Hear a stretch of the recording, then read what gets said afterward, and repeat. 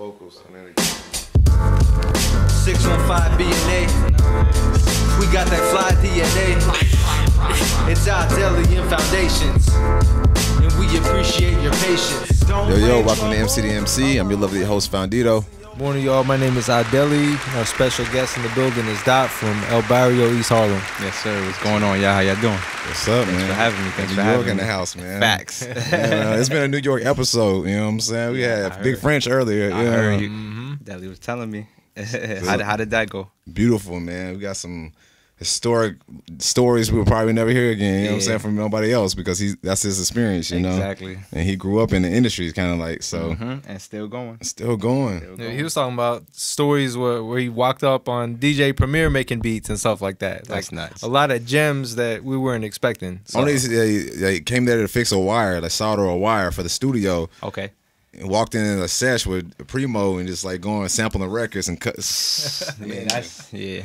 That's classic right there. You can't make that shit up. Amazing, man. Make that shit up. So what's going on though? So how you feeling, man? So how I got to meet you was Mr. Don J, that shot the World Hot video. The good brother. Yeah, shout out to Don J in Harlem. So Dot is here from Harlem for a little bit. What brought you here to Nashville?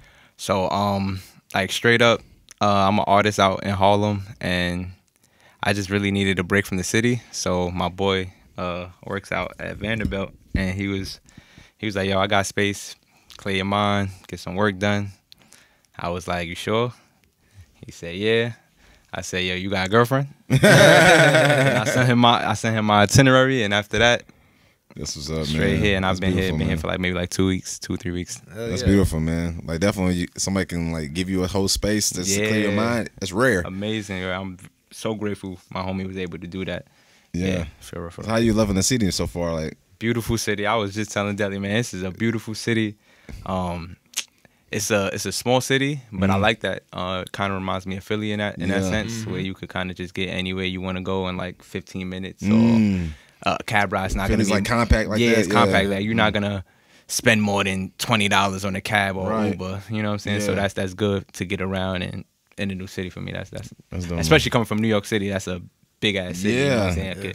The amount of time it take me to get to Brooklyn, I could have went to Philadelphia. You know what I'm saying? Which is crazy. I mean, I've been to Brooklyn. He actually brought me to Brooklyn, man. Fire. Yeah, some like impromptu shit. Like hey, tickets is like $100. Let's go. Exactly. That's literally how I came out here. The ticket, including insurance, was like $45. For real? One way. And I was like, even if I that. don't want to go, I'm just gonna buy this and make the decision on Sunday. There you go.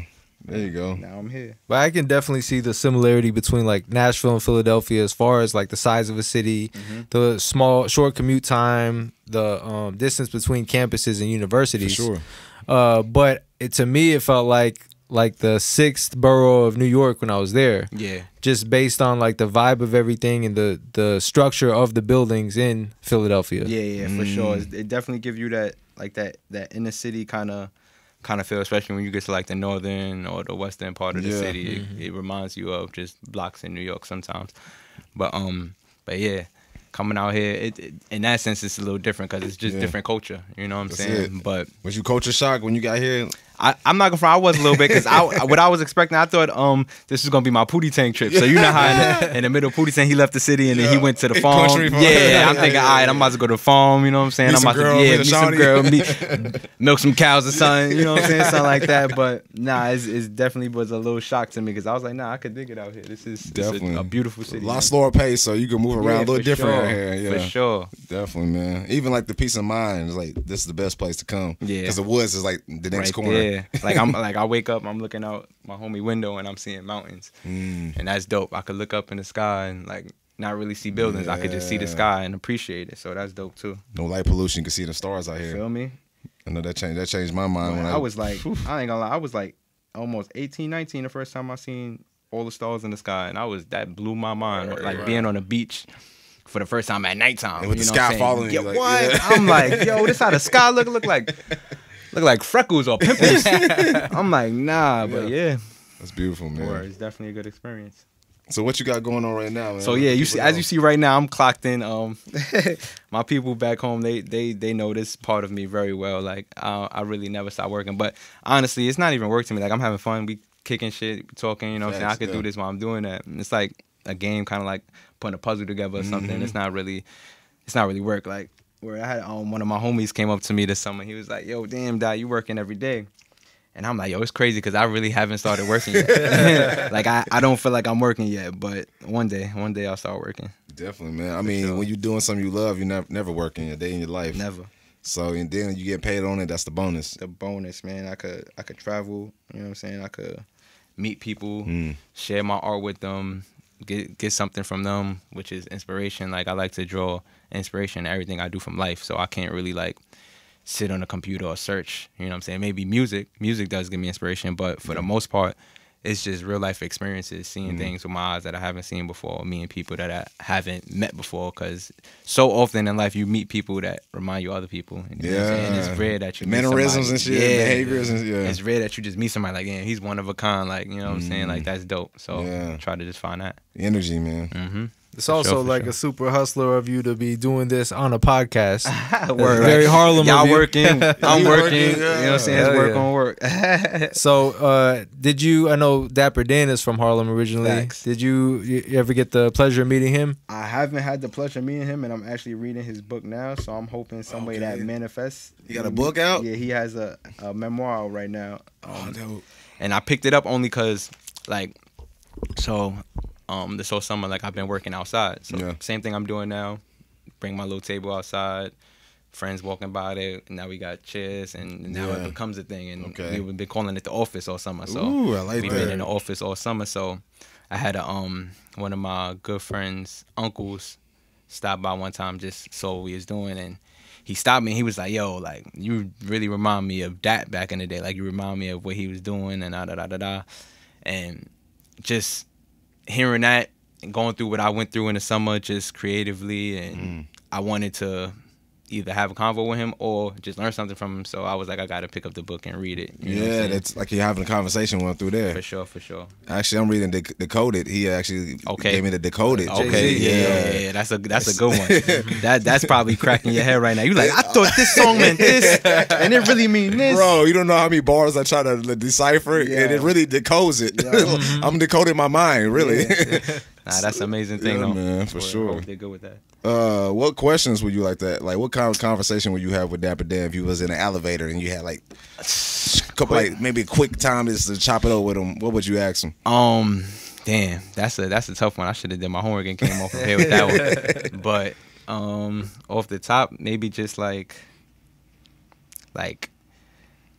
with everything going on in Harlem, like I know for sure he wasn't the only person cutting up Louis Vuitton, cutting up Gucci. You know what I'm saying? I'm pretty sure like he inspired other people. I would just ask him how he maneuvered through that. You know what I'm saying? Because it's part of you wants to feel like the bravado, like these motherfuckers copying me. I'm original. Yeah.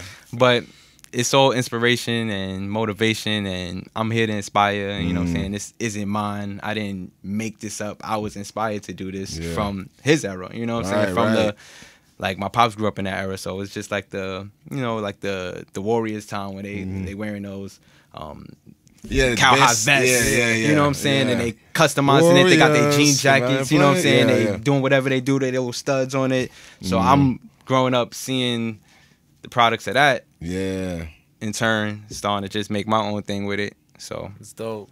Yeah. So like being from Harlem, have you come across like ASAP Mob and Rocky and them, or Diplomats? Well, not like just like bumping into them or whatever. I didn't. Harlem is small, but it's definitely big. Like I'll tell you one thing.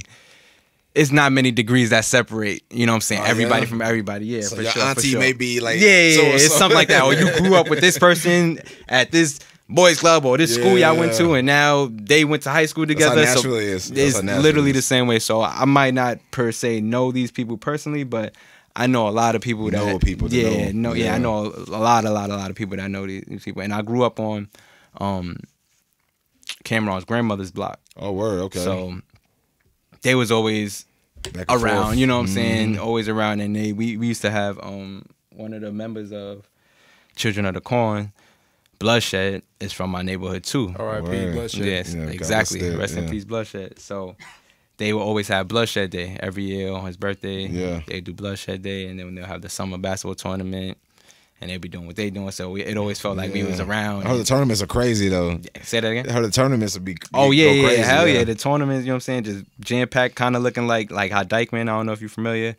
So like you could. Well, the Dominicans like, are exactly like so like Rucker Park. You know what I'm saying? Rucker Park So Rucker, their tournament was like the 155th street shit, and Dykeman kind of like Nike has all these basketball courts or these tournaments they affiliated with. You know what I'm saying? So like capitalize on everything. Yeah. So, but up in Dykeman, that's where it's at right now. Dykeman really has the heart of basketball city culture. Okay. So LeBron will go play over there if he just stopped through. Yeah. That's where like the lockout year, KD and all of them was coming. Mike Beasley, like KD had the crazy game at Rucker, but like Dykeman is really where that. You know what I'm saying? Like you can't even like all right, if the basketball court is like a rectangle, it's really an oval because.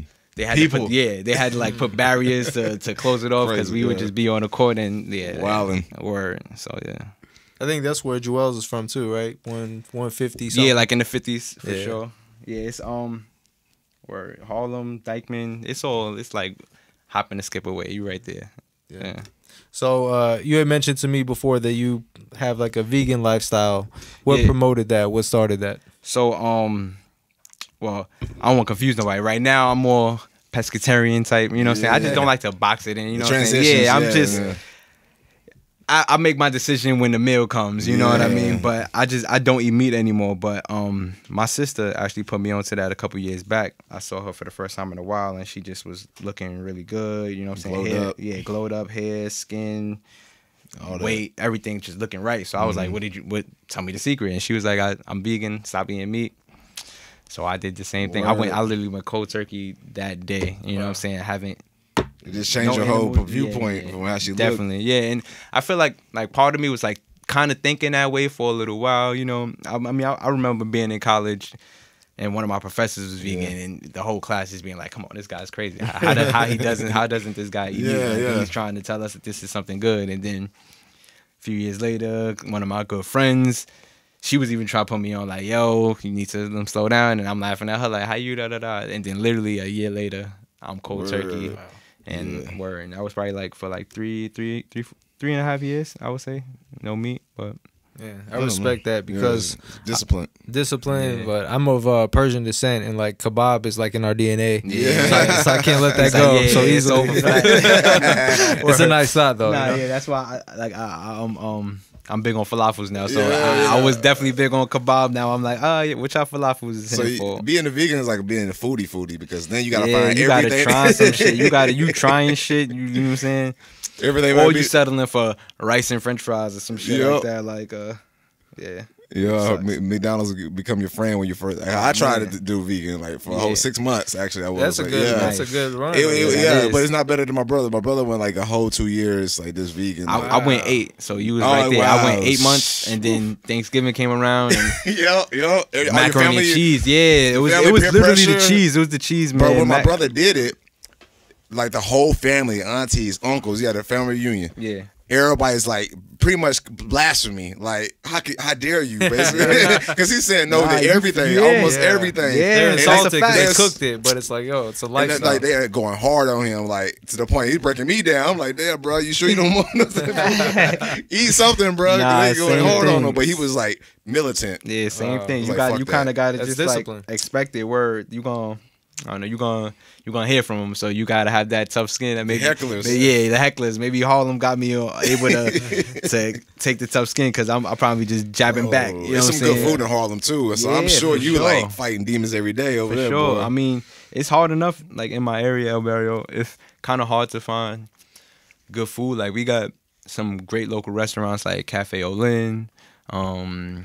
Everybody always comes to Ricardo Steakhouse, which is like a block from where I live. But for the most part, like I'm from. I don't know if you have ever heard of the chopped cheese. Yeah.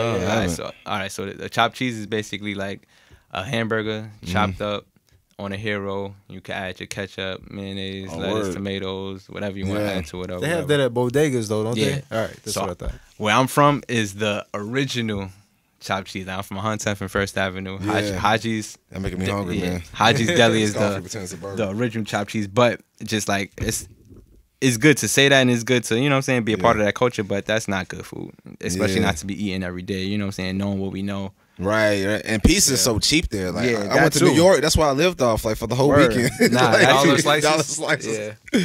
Word. I remember like a good slice was like $1.25. Now most of the like a good pizzeria you gonna pay like $2.50 for. It's like $2.75. And that shit is huge. That joint is like word. They got some. He's talking about some. They got carrying that spot. motherfucker on your back. They got like Coming a out the- giant pizza on Broadway on the west side. They got one of them shits too. That shit is crazy. Place that we hit up back in like 06, it was called Coronet Pizza. Yeah. The slice, if you can see it on the video, or something it's something like literally that, something do your crazy. Hand. Do your hand like this, and that's the size of the slice. Throw How up do the you get rock. them shits on the subway? Yeah. You gotta turn that shit on the side. Roll that shit in. Breakfast, lunch, and dinner. Man, some hustlers living off of that for real. Yeah, for sure. It's hustlers that's eating chopped cheeseburgers and a slice of pizza every day. Every day. But they stacking that. Y'all bread. got a lot of right. Stacking the paper too. and saving money. Stacking that paper. Y'all got a lot of gyro joints on the street Yeah. too. What's that? Street food. The gyros. The, Oh yeah, halal carts. Yeah, facts. When that's funny you said like the Edo, because when I was in Philadelphia, there was this one Greek spot that the chef wouldn't even serve you if you said gyro. Like if you came in, like if you came in and said, "Can I get a gyro?" You probably get ignored. Like you had to literally come in like, "Can I get an Edo?" You know what I'm saying? God. And for that, like I'm big on enunciating like people's words from their culture, so I respect that shit. You know what I'm saying? And plus, like my last name is Rolle, spelled Rolle with an accent. So I've always had to deal with correcting checking people. motherfuckers, Yeah, like they be like roll, and I'm like Rolle. Rolle. Every teacher. Yeah, every teacher. Where deans, right. all of them. I almost probably got suspended one time for correcting the dean. Oh, for real, question the dean. I mean, that just shows you like how much respect you got for your own name. You know what I'm Yeah, saying? that's a Somebody be fact. known out here, you know. Even like the culture is like, you know, you gotta respect the culture. Yeah, that's a fact. I learned that like when I was in high school, one of my teachers, Miss Qureshi, like freshman year, she was strict as hell. So a lot of people didn't really. We wasn't trying to, you know what I'm saying, get that at that time. Right. But looking back at it, 2020 vision, like she put us on a lot of shit. Like we was watching Amazing Race as part of like doing homework, and we had to do reports in it. But that was just so we learned how to pronounce like people's different countries the right way. So like Chile, Peru, Iraq, Iran, like we really had to say that, and she would check us if we said Iran or Iraq or, you know what I'm saying. So that it just gives you a more respect for other people's cultures. Where Delhi took me to the little Kurdistan last weekend. We had we had the authentic Iraqi food. Yeah, man. I knew it was gonna be a good option. Here in the South, we have a lot of like meat and threes. You know what I mean? The country food that represents Tennessee. Right. But like that restaurant is basically like a Arabic version of a meat and three. Yeah, it is. You know what I mean? It is beautiful food, man. That's twice I ate there already. Facts. So Facts. twice I already ate there. A lot of good vegetable options like stews. You know what I mean? And it's all authentic. Nashville, man. I would have never known coming from New York City, like which is like the melting pot, that the first time I'll have authentic Iraqi food would be in the middle of Nashville. Like, that's dope. Like, and that's not even the only spot. I found I went to this place called, I think it's Pink Flamingo or Flamingo Bar. I'm not sure. Yeah, for Pink Flamingo. They had their whole menu is plant based, and now I found that out by accident. Like I'm just in there, right? I'm looking at the menu, and I'm like, everything on this menu is spelling cheese with a Z, and that's usually a sign. You know what I'm saying, that you in a vegan place. Or like if you see chicken, it's CHIK apostrophe EN. You know what I'm saying? Or they spell it kind of similar, but it's like spelled a little different. It's like a code for it's code for you in a vegan spot. So I was like, That's hard. I think this food is vegan. And then when the waiter came, he was like, yeah, the whole menu's plant-based. I was like, oh yeah, this is turned into a tasting. I was ordering like everything. Like, hey, you want to know some good? It was a good vegan place, boy. You would have loved the Indian place, the Woodlands. Woodlands, yeah. oh, it was dope. I think they relocated actually. Like I that's don't know. the funny thing is, like when I was first transitioning or to like eating a little more conscious, you learn that everybody else's culture is how you should be eating, except American. American culture. Like there's no culture. Word, like I could literally eat some Greek food and be good. Yeah. Eat some Mediterranean food, be good. You know what I'm saying? Don't feel Iraqi, shitty. good. Yeah. Once you get to the American side, you overdoing on cheese and this and 3 pounds, a quarter pound of it's like come it's on, food porn. At that point, it's food porn for real. It's almost like if I ever get sick, I'm always thinking like, what kind of Asian food I want to eat to feel better? Thai, pho, Vietnamese. You know what I'm saying? Because those things like definitely get me past that sickness quick. Facts. That's real. I never thought about that. It's like miso soup, right? Yeah, miso soup. Some miso. Yeah. That's good. Some good ramen. Yeah, man. Get you right. Word. And yeah, even like in Nashville, they got the. It's not a little octopus. It's another one. 210 Jack. 210 Jack is a great place. Okay, we'll hit that up. I gotta hit that up then. Yeah, man. 210 Jack, and it's another one. They got that ramen, yeah. They got it's another one too. I can't really think of right now. But yeah, man, it's too many places, man. Yeah, I'm definitely I'm fucking with Nashville. Yeah, I got a lot of good out here, man. For real. Definitely. How long does it take you to make these hats, man? So one probably averages if I'm just sitting here working like maybe like 3 hours. But depending on the logo, some of them might take a little longer. Like if I'm trying to get more detail with the colors and stuff like that. Yeah, that's all. And what people can find you, like if they want to reach out and get one of these hats? So right now you can find me on Instagram at DOTNY. I think it's _DOT_NY, but you could just search up DOTNY and it should pop up. So I see that you got like Pac-Man on the back of your hats. Is that kind of part of your brand a little bit? Yeah, so I'm Dot, you know what I'm saying? You know, Pac-Man chases the dots. Yeah. So that the whole story how that came about was, so my name is Sean, and they call Jay-Z Sean Dot Carter. Yeah. So I went through a S dot phase. Okay. And then in high school they dropped the S and then I was Dot. then I went bold. Oh, word. So now I'm bold, Dot. Pac-Man chased the dots and started making its own story. I'm like, all right, bet we gonna run with that. You know what I'm saying? Through the beard, little goatee on the bottom of the Pac-Man. That's hard. It's like your own identity. Exactly. So you also, I saw that your mask. That's basically what your mask is too, right? So word, I got another one. So beyond the hats, he also makes these dope masks. That's crazy. Or hand stitch them all. Oh man. You know what I'm saying? On some. This is my answer to the COVID mask. I feel like Superb would like that. Yeah, he definitely pulled that off. But on some real, like, I don't know, leather face vibes. Yeah, it's dope as fuck. Stitch them all. Man, I'm gonna have to use that in a video, man. Yeah, that's literally what I get the most. You know what I'm saying? Artists, they want to use them in the video. Yeah, man. You know what I'm saying? Yeah. Fuck it, I might With rock the buttons and shit. I'm gonna rock like Okay. this for a little second. You know what I'm saying? Yeah. Get into your dot man. Dot man. That'll be the thumbnail right here. Yeah, Get people clicking on us. People's never gonna click it. That's clickbait right there. The fuck is he doing? Word. And it's like the reaction I get from people is amazing. Like, you know what I'm saying? Because I get the elders or like the OGs, and they like, oh, I get it. I fuck with it. This is that's fire. my time too. Yeah, exactly. They all fuck, and that's what gave me the.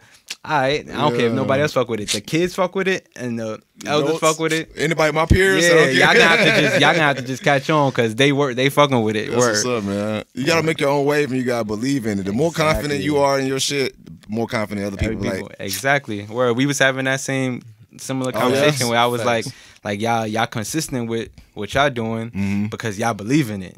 More people come up and they get to experience the platform and tell their story, and then it's all going full circle. You look back at it, it's like, yeah, we really believed in that, and that's why it's happening. Manifestation. Exactly. Yeah. Exactly. And it's a little deeper than manifesting because it's like we could talk it all day, right? But you gotta like literally close your eyes and see that shit. Like, you know what I'm saying? You gotta really believe that shit is gonna happen because when you do that, the universe literally walks with you side by side, and that shit comes true. Man. That shit is so crazy. It reminded me of the Infinite Waters video he had sent me. Yeah, I gotta show that too. I mentioned Infinite Waters too. Put me on some Infinite Waters fact.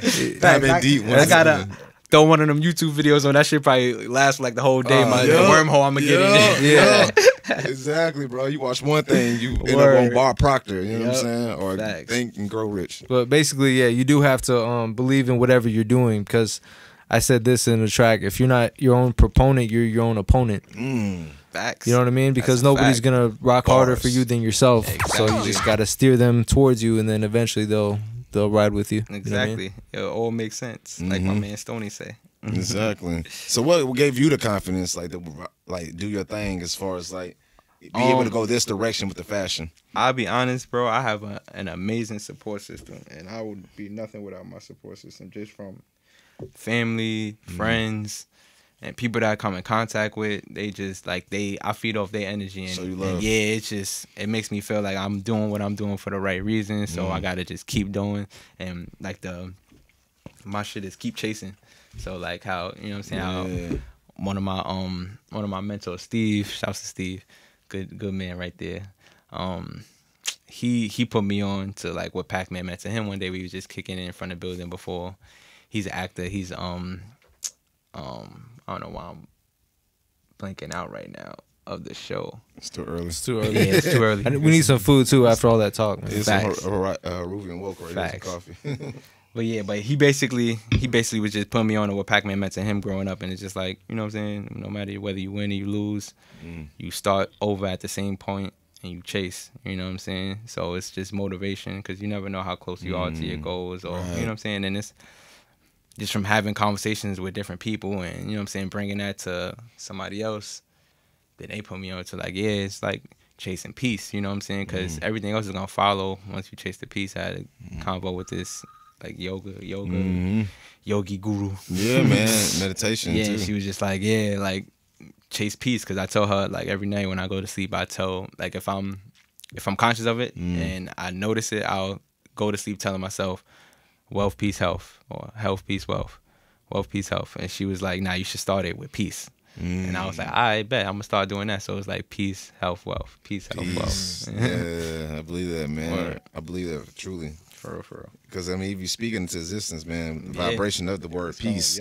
You know, think about you spoke that into your life every day. Exactly. It's like you only speaking good things. You know what I'm saying? Exactly. You're gonna walk and you're gonna see how the shit just happens. And once you start noticing it and you acknowledge it, then you tell yourself you're thankful of it while it's happening. It happens even more. And now you noticing, you start accepting the little things in life as blessings. You know what I mean? So it's like, yeah. It's beautiful, man. For real. So in New York City, do you set up your shop? You briefly mentioned that, and where do you and when do you? So like this summer, since we was in like COVID and all that stuff, a lot of shit was shut down.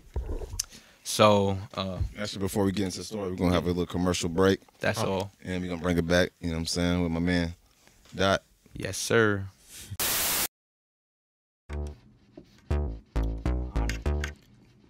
Can't find a producer that fits you? Come on! We've got beats for that.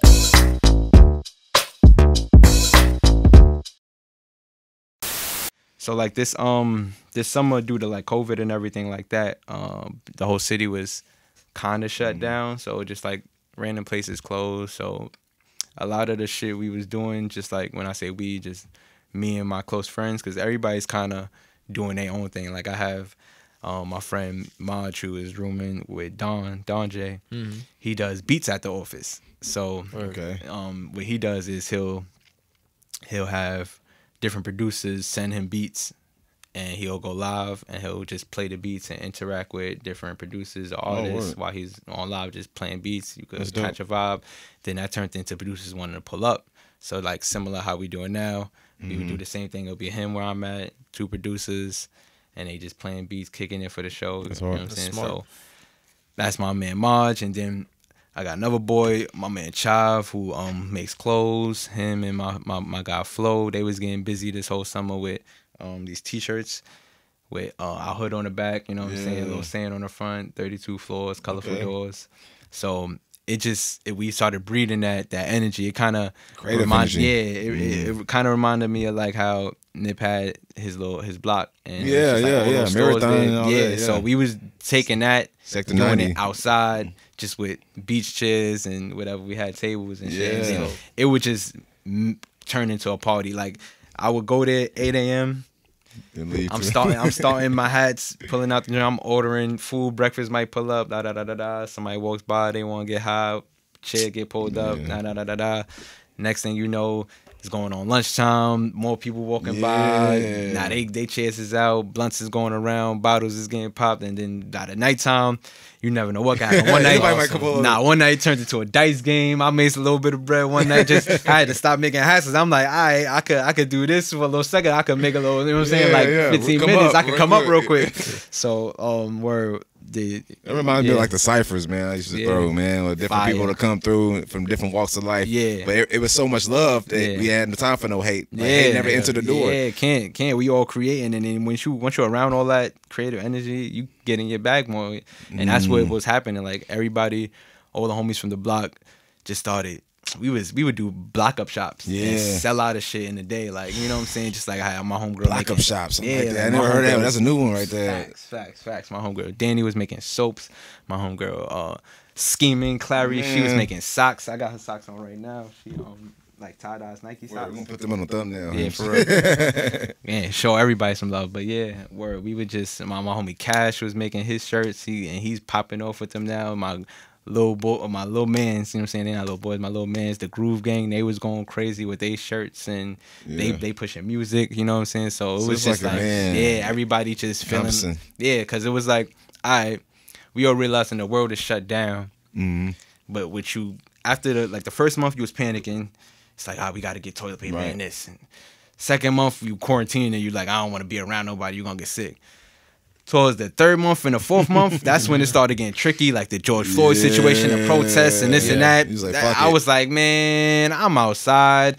We got to get to it. And that was just me. Like, some of the other homies that I mentioned previously, they was the whole time like, nah. I'm talking about the whole time, like, I'm outside, I'm getting to it. Like, y'all tripping. Like, this is the time that as entrepreneurs, we should be taking advantage of, because if you start a business, if you started any type of business, anything during the COVID situation, like, we gonna be the businesses that's popping in the next 2 years. Get it popping now. That's what I'm saying. We gonna be the ones that look back on is the new podcast or the new this and the new that, because we was doing our work grinding when we had the most time, ample time. It's just like the city shut down. You don't got nothing else to do but work. So it's like, get busy, clock in. That was the whole shit all summer, clock in, you know what I'm saying? No, I do believe that COVID made everybody, like, made it shake up the game. Like, the people at the top, and now it's falling to the bottom, the people that was underdogs are like climbing to the top easier, because it's like, it leveled the playing field for a lot of people. And like, a lot of people are, it's cool to support a small business now.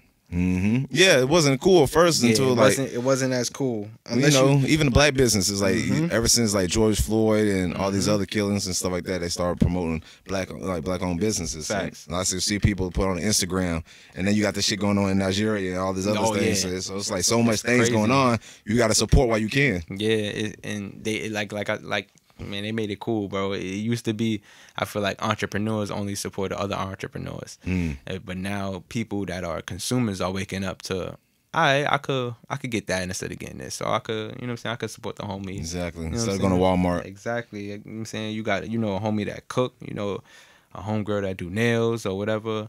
Connect with them, you know what I'm saying? Especially now, man. Word. Yeah, I feel like right now is the most critical time, because a lot of these companies, like Walmart, for example, have really profited off of this corona. Amazon. So like, if you can go and support a small business and go buy some groceries from them and stuff, please do that. It doesn't matter if you're in Nashville or if you're in another city. The small businesses have been suffering a lot. And that might not be mentioned so much like on the news or in regular conversation like it should be, but I'm gonna mention it now. It's important, you know what I mean? Yeah, the small business are getting slaughtered even through Nashville. Like, I mean, like that's what I feel most sorry for. Like the small businesses that kind of started in like 18, 19, and now they finally got their brick and mortar. Yeah. Those are the ones that are hurting. It's different. The small businesses that were still in the startup phase, this is where they came up. But like those small businesses that kind of got over that startup and they was in a bag a little bit, it's hard, because like I had a couple good restaurants that closed down. They just didn't make it out of COVID. Wow. You know what I'm saying? Because they were small businesses. Yeah, man. So yeah, shout out to all the small business owners. Like, facts, man. That's a grind. Yeah, it's a grind. I mean, this is the time to get innovative. It's time to like think outside of the box, because this ain't their normal situation. So it's like abnormal. So kind of think of abnormal ideas. Exactly. That's a big thing. The biggest thing for companies now is to use your brain. You got to really think. You know what I'm saying? How I think outside the box, or outsource and find somebody who can think, because there's people out here who got ideas. They might save your business, but you know what I'm saying? You stuck in your stubborn ways. That ain't the way. No. You really use your brain and think, how can I do something different in this time that we in, or not necessarily just different. How can I really capture something that people need, or you know what I'm saying? How can I do something that none of my other competition is doing, but still be true to myself. You know. And how do you separate yourself from your competition or your peers? The biggest thing for me, like, and this goes back to inspiration. It's just where I find inspiration from. A lot of people are inspired by other people. I'm inspired by life. You know what I'm saying? So I could get and I'm inspired by other forms of art. You know what I'm saying? So I don't per se look into my field for inspiration. I'll look into. I'm not a musician, so I'll go to music for some inspiration, or I'll just go to the museum and just check some shit out. You know what I'm saying? See what's going on. Open your mind. Old shit. You know what I'm saying? See how they was doing shit 100 years ago, and it's like, damn, that's dope. You know what I'm saying? How can I incorporate that? How can I incorporate that on a hat? I could go to a old church and see some stained glass, and then come up with some type of reflection type or color scheme to throw into the hat. You know what I mean? That's hard. I feel like there's no new idea under the sun, but like exactly. there's so much creativity. That's the key. It's like nothing you could do is gonna be original, but you can make it yours. Exactly. Yeah. This is like music, you know what I'm saying? Yeah. Like I heard so many rappers that I can take that style and relate it back to all the way to people like the younger generation may not Don't know. even know. Yeah. Yep. Like Tupac, a lot of people don't know Tupac got his style from Ice Cube and Scarface and kind of blended that up with Chuck D. See? And like that's when he first started with the revolutionary fight the power type of shit. He took that from Chuck D and took a little bit of Ice Cube cadence. Yeah, that's what I'm saying. He had that little slur. Little rock. He had the, you know what I'm saying, Yeah. that West Coast kind of slur with it, and it's You kind of break down the pedigree, you know. facts. That's literally how I developed my own style. Cause I remember when I first started like painting and stuff. Like one of the first paintings I did was the Kanye lyric, la da da da, come home, you know, you can't roam without Caesar. So I just literally painted that. And Church in the Wild, no Church in the Wild. Nah, Flashing Lights. Flashing Lights, okay, gotcha, Flashing gotcha. Lights. So, and I was hype about it, but I showed it to, you know what I'm saying, one of my great friends, and she was just like, that's cool and all that, but you could do way better than that. You know what I'm saying? So that in combination with everybody I was inspired by, so like I'm inspired by, as far as my art goes, like Keith Haring, Basquiat, De La Vega, so much more. Cause is one of my favorite artists. So I would just mimic their work over the years. Study the greats. Yeah, so I'm mimicking their work, doing what I, you know what I'm saying? Like even the Kanye piece was kind of like my like a De La Vega piece for me, because he's good on bold like words, even like this is inspired by De La Vega. Oh, okay, word. I'll show y'all some of his artwork and y'all gonna see it right off back. But just for me, from taking from people I was inspired, other artists I was inspired by, and doing that over time, I developed my own style. So where people recognize my style now, and they don't see other people's style in it. But your influences is in somewhere. But my influences is all in there. So that's dope. For sure. So what's the best way for people to reach out to you for one of these hats or masks or etc.? Yeah, right now, you could just holler at me on Instagram, @_DOT_NY.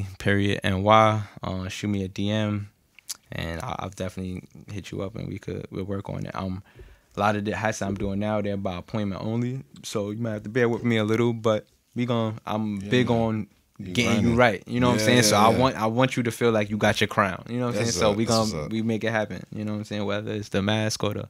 Oh, we definitely gonna support, man. We're gonna definitely get some hats and rock it on the podcast. Fire. Yeah, and we just want to thank you for being on the show, man. That's all. You know what I'm saying? And shout outs to Don J. That's all. Yeah, shout outs to Don J for really. Shout outs to Harlem, man. Yeah, facts. Today was Harlem Day. We had Big French on the other podcast.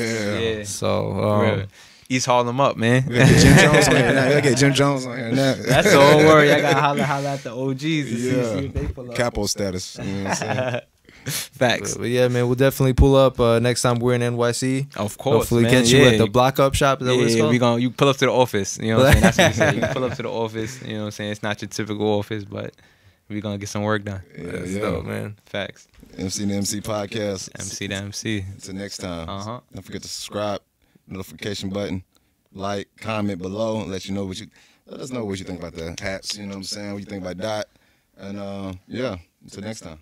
That's all. What's up? Peace out. Yes, sir. All right, guys. Thank you so much for watching. If you like the episode, leave us a thumbs up and comment below if you have any ideas on what we can do next time.